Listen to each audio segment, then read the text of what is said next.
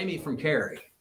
Well, this is a really good question. What is stimulus narrowing and how does it apply to weight loss? I really like this. I'm glad someone brought this up. So stimulus narrowing is the idea, food, this broad variety of food, it acts as stimuli. And we tend to like various things, and you have all these different stimuli out there. And this can be a problem, even with healthy food. The idea of procuring it, eating it, doing all of that, I want this, I want that, it ends up leading to this food-centric mindset where all you're doing is thinking about food. And this was fine when in evolutionary times, prehistorically, where you have to eat to survive and there is no supply of food. Of course, you're thinking about food all of the time. You're eating to keep weight on. But we live in the United States where there is an abundance of food and it's everywhere.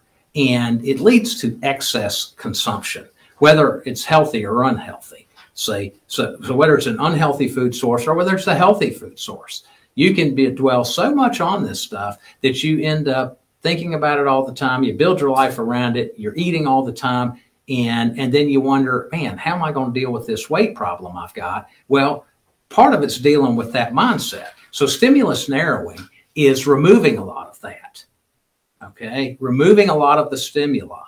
And that means really doing things like, for example, 2 protein shakes a day and then 1 lean and green meal at night. You see, that removes, now you've taken a lot of stimuli out of the picture and you're there doing those kind of 3 things, and there's not a lot of choice involved. You've removed a lot of the stimulus. And I think a lot of us, if we honestly looked in the mirror and had to admit, we would admit that we need some of this stimulus narrowing, right? So the comment I will frequently hear is, well, what do I do about variety? To which my question is, why is variety such a good thing when we're overweight? This is not a good thing. This is a bad thing. It would be like saying to your spouse, well, there's not enough variety here. I think I'll go cheat with a few other people just because, you're getting old and whatever. That's insulting, right? The idea of sticking to something, whether there's a lot of fanfare in it or not, it often works in life. And so this is a good concept here of the idea that I would eliminate a lot of things that could get me in trouble. I mean, I'm the kind of guy to go to the grocery store and buy the whole rib roast because I'm getting the deal on the ribeye at $7.99 a pound if I buy the whole rib roast. But now I feel obligated to eat a bunch of ribeye steaks when all I need is a 6-ounce ribeye steak to satisfy me, you see. Okay, so maybe it's not a good idea for me to have that kind of stimuli. And instead, I know, okay, look, protein shake for breakfast, protein shake for lunch, lean and green for dinner. That's it. You see, that's it. Now it takes all that off the table. I don't have to do a lot of thinking about it. I don't have to buy a lot of stuff, and the problem's solved for me, and I lose weight.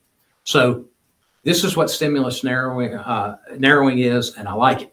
I like it. So we're going to do a blog on that subject soon, and it'll be interesting to read. I think that, from a behavioral standpoint, that really works, and multiple studies really back that concept up. So, do an honest assessment of yourself. Hey, do I need this? Do I enjoy food so much that even when it's a big salad and a plate of meat, I just eat more of that stuff than I should?